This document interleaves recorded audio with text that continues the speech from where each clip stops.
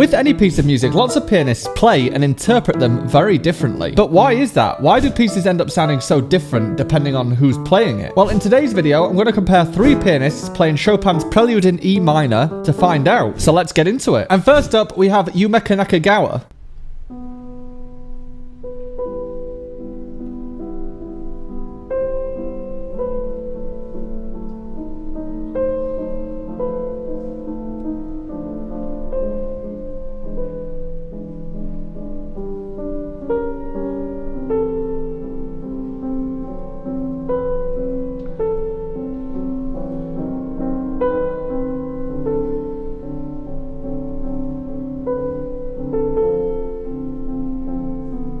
Very interesting. Now, Nakagawa was actually in this year's Chopin piano competition, and she's most notably known for crying while playing. I believe she was playing the Raindrop Prelude, and her performance of that is actually incredibly moving, especially seeing how visibly moved she is by the music.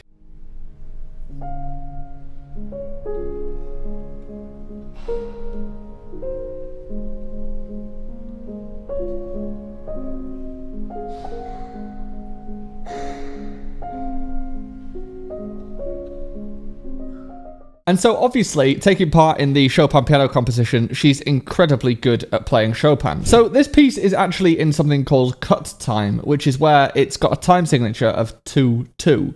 And this means that in each bar, you're supposed to feel 2 strong beats. Typically, when a beginner is learning this piece, they will try and play it so that it's in 4-4, which means there are 4 strong beats in the bar, like this.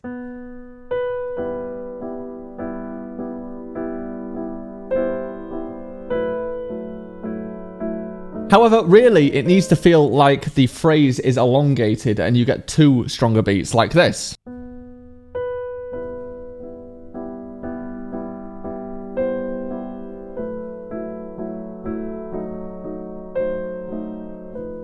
Now, that means that although the piece is written as largo, there's only so slow you can play it before you start kind of pulling apart the idea of 2 beats in the bar. And in this performance of it, I actually think she pushes the tempo in order to keep that feeling of 2 in a bar a little bit more than I would be comfortable doing. But she also gets this melody to really stand out over those chords, which is another difficult thing to do in this piece. And also, because the chords are constantly syncing, you're moving kind of down like this.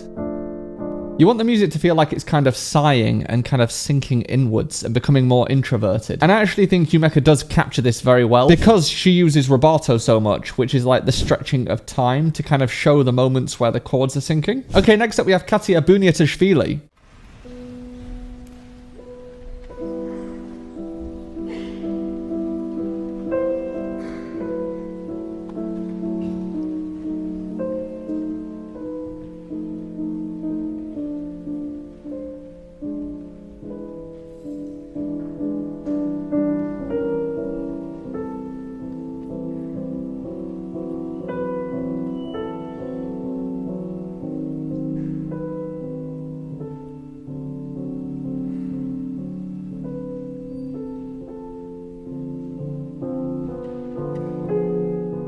Very interesting. So in Katia's performance, it starts slightly slower and it kind of emerges into the start of the piece. But then also, like when Katia last featured in one of these videos of mine, where she was playing Clair de Lune, she remains very physically still. You can tell she tries to really embody the emotion she's trying to present, and that is like a very still, kind of timid, calm emotion. And I also think, although she does push a bit more, she's slightly slower than Yumeka was, and therefore to me it sounds slightly more emotional, so I would favour something that's more like this. I think it's a little bit easier to latch onto those moments where the chords fall with the melody and you get that kind of longing sound.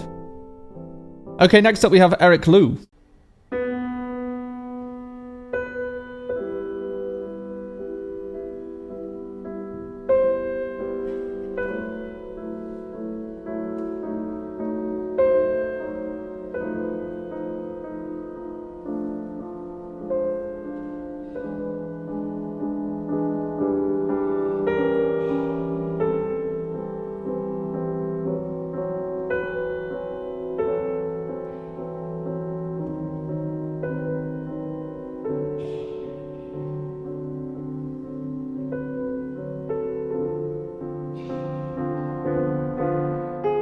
Wow, very interesting. So Eric obviously uses a lot less rubato. He's still slowing down kind of on the macro level, where he's slowing down into important chord changes, but it's much less drastic pushing and pulling. And also, generally, his tempo is slightly slower. To me, this kind of feels almost like I want to hold my breath while I'm listening to that melody, because it just feels so still and calm. Now, interestingly, this is also a performance from the Chopin piano competition, but it's 10 years ago. So Eric is also very, very skilled at playing Chopin, yet he's playing it very differently to how Yumeka's playing it. And I think that in itself just shows how varying you can play a piece and still not be wrong. It's just you're interpreting it differently and getting a different feeling from those versions of the piece.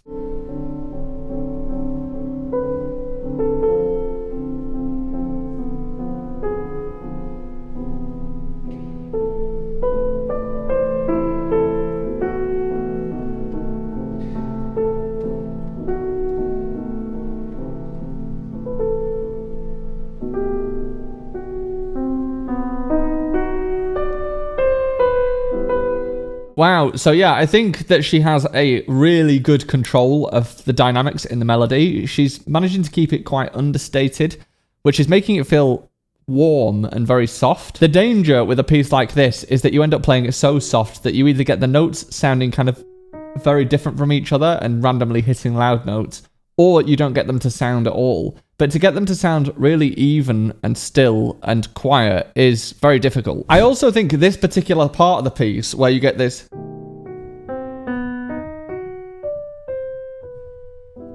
where you are returning essentially back to where you started at the beginning, it's such an important moment in this piece, because so far in this piece of music, it's kind of sunk and sunk and sunk, and you've had one moment where the melody's kind of trying to escape, which was this moment. And then you get the melody trying to escape again where Yumeka just played.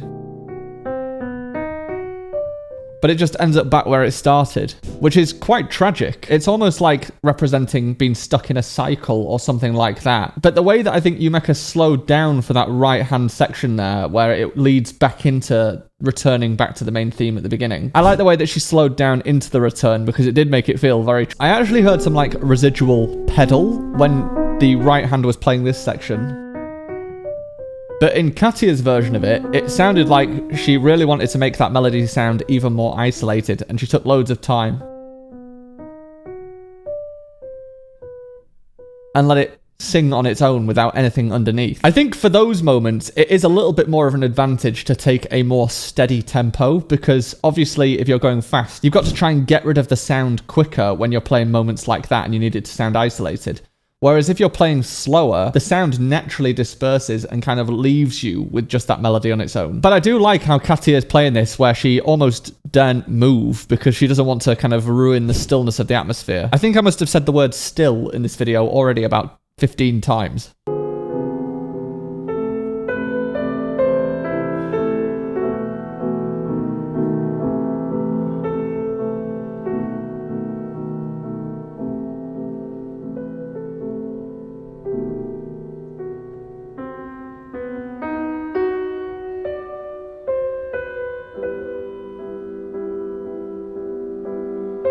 Wow, interesting. So in Eric's version, he did make a little bit more of a crescendo and diminuendo for those moments where it feels like the melody is trying to escape.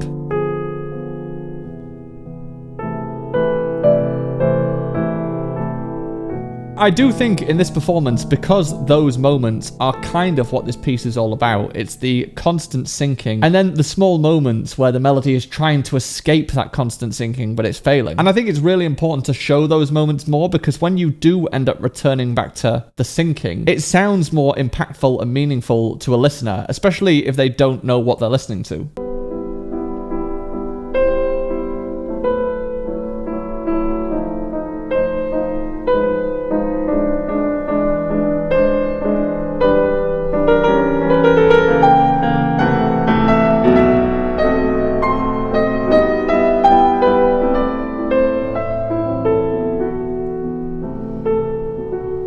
So this moment is the big moment of the piece, where the melody is making one final last attempt at escaping. And what's interesting is in Yumeka's version of this, she kind of builds up to this so that you as a listener are anticipating it as it's coming.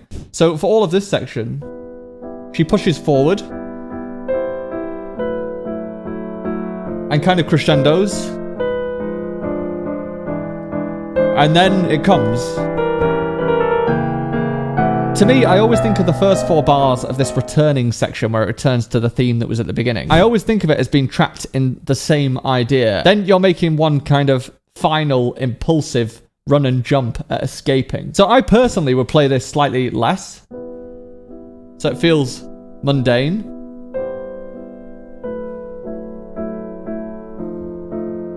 But then you feel it coming as the chords change.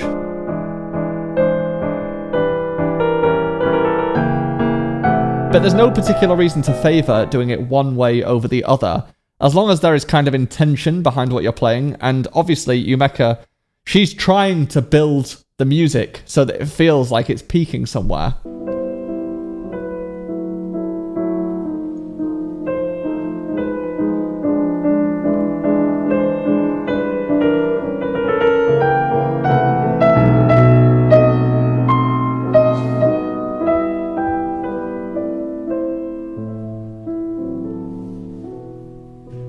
Yeah, so that is really interesting to me because in Katya's version, she kind of did the exact opposite. She kind of left it really late, and then the peak didn't feel like it was big enough when it got there. It's a really difficult section of the piece to manage because you don't really know how big to make it compared to the rest. Does it need to be explosive? Does it need to be kind of just a cry out? In the music, it says to play forte, and at the beginning, you're playing piano, so there is a big contrast in dynamics. But what emotions is forte really trying to represent? Is it trying to represent kind of like a emboldened character, or is it aggressive? That's where both Yumeka and Katya both chose different routes.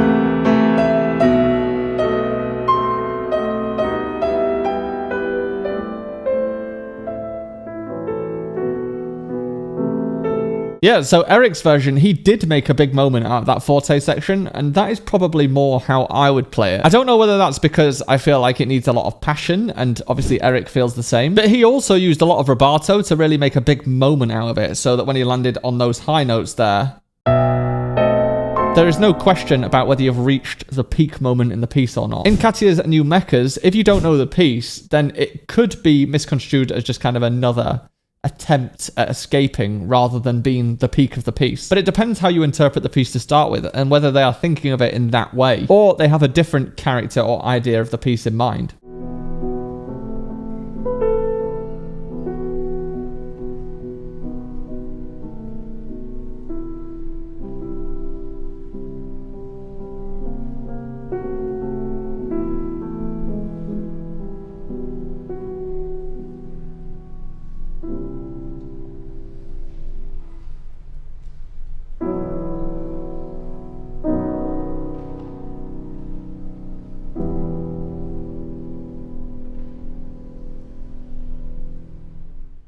Wow, so there's a lot of interesting things there. Now, this happens to be my favourite part of the piece, I would say, and that is when we get this kind of transition to C major, which is unexpected. This piece is in the key of E minor, and at this moment, it kind of resigns to E minor, where you get...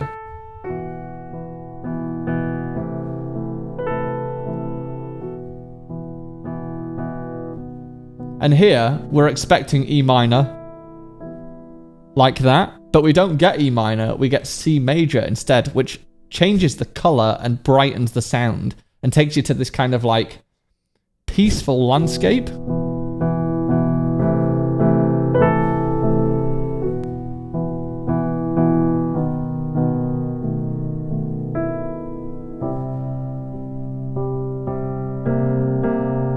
And then it changes back to E minor by going to E major, and then the sound gets tainted by changing back to E minor. And then interestingly, Yumeka decided at the end to play these last chords a little bit stronger than what I would say is written in the score. In the music, it's marked pianissimo, which means to play very quietly. And to me, I interpret that as kind of like, it's a resignation. At the end, it's kind of like you're at peace with where you're at. And you kind of resign yourself to this dark E minor. at the very end.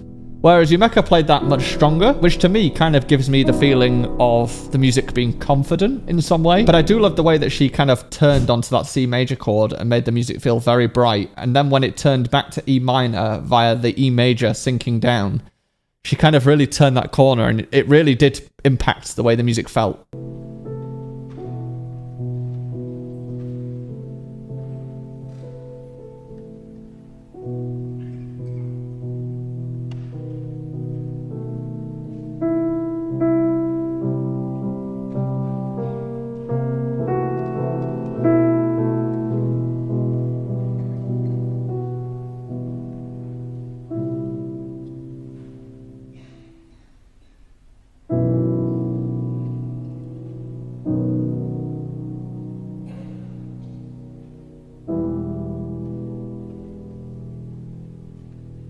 Yeah, so in Katya's version of it, she did take that ending and play it in a much more resigned way, very still and very soft. But interestingly, when she played the C major chord, she kind of warmed up into that chord and played through it a little bit more. And by that, I mean she didn't place the chord quite as much. And by placing the chord, I mean kind of slowing down and giving that chord a moment. Whereas in Katya's version, she kind of played through it a bit more.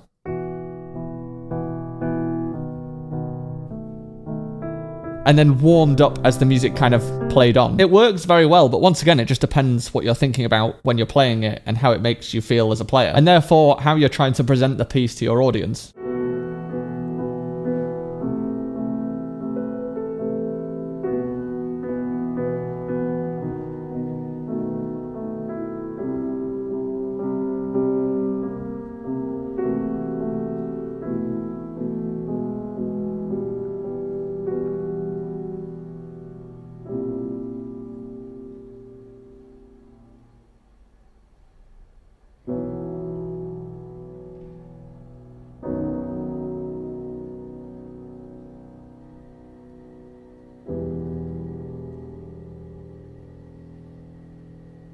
So Eric did take a lot of time at the end there, and he really did make a real moment of that final chord. I always think you can always tell how much you've impacted the audience by the sound after the music. If you play that final chord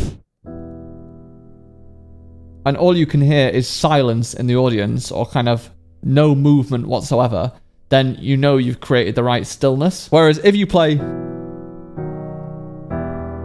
and there's kind of shuffling around and you hear people moving, then it's a very different atmosphere. And there's actually nothing better as a pianist than finishing a piece like this and just feeling the impact that the music has had on everyone. But yeah, interestingly, Eric also decided on that C major chord to play through it a little bit more, and the same on the E minor chord, which I wouldn't have done. I probably would have made a little bit more of a moment of those things. But I do have to say, I think my favorite out of the three, on balance, is actually Eric's performance. But let me know in the comments which one of the three your favorite was. And if you want to see me compare three pianists playing La Campanella, then head on through and I will see you there.